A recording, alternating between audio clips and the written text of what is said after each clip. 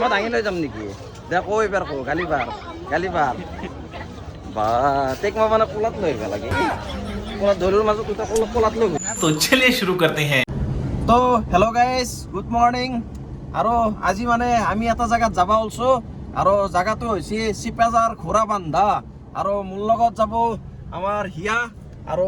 মোৰ লগত যাব মোৰ ভাই কৃষ্ণমণি আৰু আমি তিনিটা এতিয়া চিপাজাৰ ঘোঁৰা বান্ধাৰ আমি দৌল চাব যাম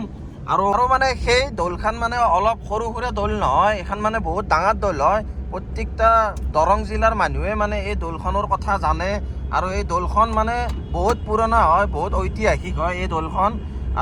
আৰু বাকী কথা পিছত ক'ম যাই কিনে আৰু ভিডিঅ'টো লাষ্টকলৈকে আপোনালোকে চাই থাকক পুৰা মজা পাব আপোনালোকে ভিডিঅ'টো দেখ মোৰ লগত বলক এই নাৰিকলি মন্দিৰ চাওক দৰঙৰ চলো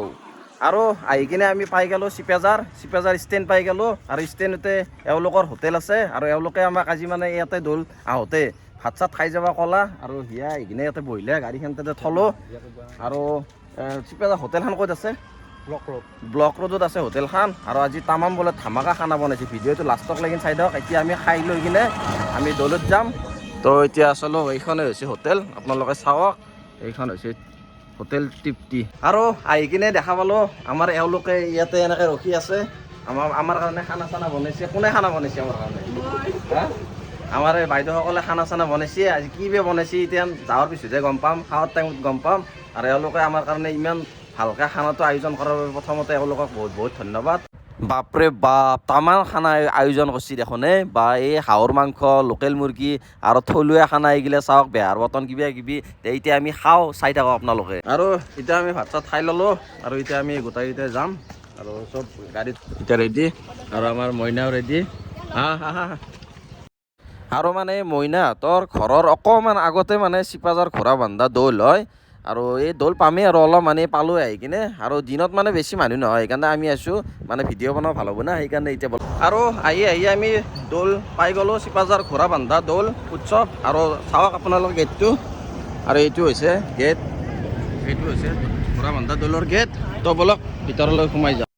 আৰু ভিতৰত সোমাই যোৱাৰ আগতেতো অলপ দৌলখনৰ বিষয়ে আমি জানি ল'ব লাগিব না সেইকাৰণে কমিটিৰ মানুহে মোক ইনভাইট কৰিছে এতিয়া কমিটিৰ কাৰ্যালয়ত যাওঁ আৰু তেওঁলোকৰ লগত কথা পাতোঁ তাৰে পিছত দেউলখন দেখা চব ইয়াতে তো আহি আমি আমাৰ এই দৌল কমিটিৰ যিখিনি আমাৰ এওঁলোক কাৰ্যালয়ত থকা মানুহ আছে তেখেতসকলক আমি লগ পালোঁ আৰু তেখেতসকলক আমি সুধিম যে দাদা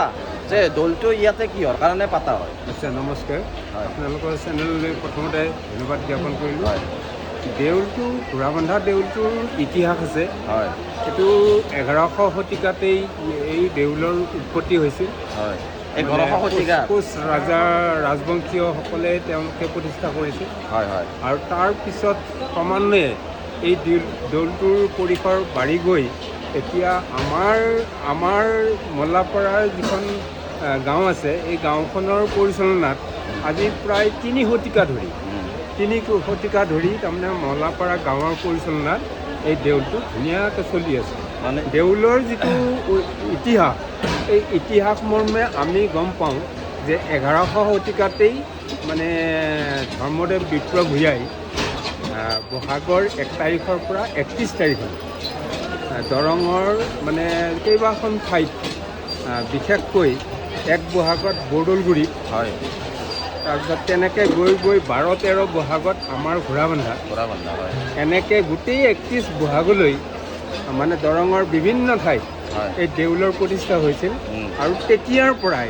ক্ৰমাগতভাৱে এতিয়ালৈ বৰ্তমানলৈ এই দৌল চলি আছে আৰু কথা আছে আমাৰ এইটো আচলতে বিষ্ণু পূজা কেন্দ্ৰ কৰি দেউল উৎসৱটো পালন কৰা হয়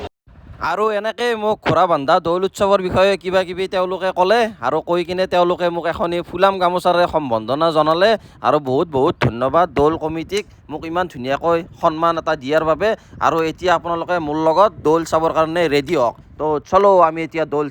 আৰু আহিয়ে দেখা পালোঁ এইগিলা দা কটাৰী কিবা কিবি মানে চাওক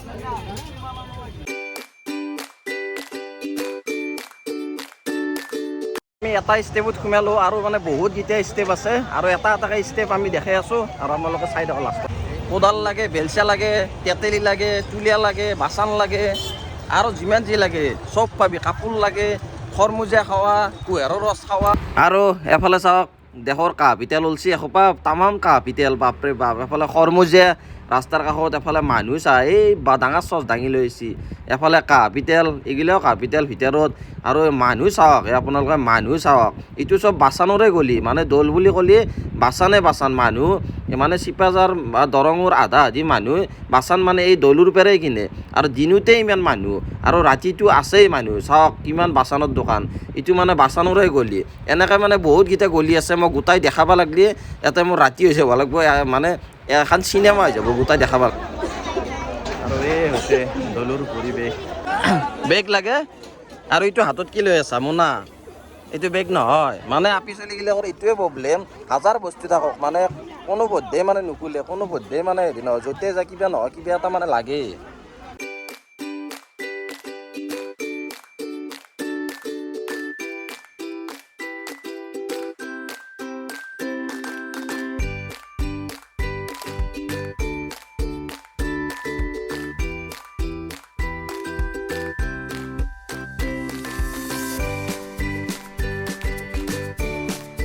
আৰু এইখন মোক কেলেণ্ডাৰ দিলে তেওঁলোকে আৰু ইয়াতে কিবা কিবি লিখা আছে আপোনালোকে পঢ়ি ল'ব আৰু ভিডিঅ'টো বনাওঁতে কিবা ভুল হ'ব পাৰে নাজানাতে আপোনালোকে যদি কিবা ভুল হয় মোক ক্ষমা কৰি দিব কাৰণ ইমান দৌলৰ বিষয়ে মই তেনেকৈ গম নাপাওঁ আৰু এই কৈ ইয়াতে মই সামৰণি মাৰিলোঁ আপোনালোকে ভিডিঅ'টো যদি চাই ভাল পালে তেতিয়াহ'লে লাইক কমেণ্ট শ্বেয়াৰ ছাবস্ক্ৰাইব গোটেইখিনি কৰি দিব আৰু আমাৰ লগত মাইনাটোক থৈ আহোঁ আৰু তেওঁলোককো ধন্যবাদ দি থৈ আহোঁ ইমান ধুনীয়া খানা খোৱাৰ বাবে দৌলৰ পৰা আহি দেখা পালোঁ যে আৰু আকৌ বাইদেউহঁতৰ ঘৰত সোমালোঁ চাওক এইবাৰ গোটাই মানুহে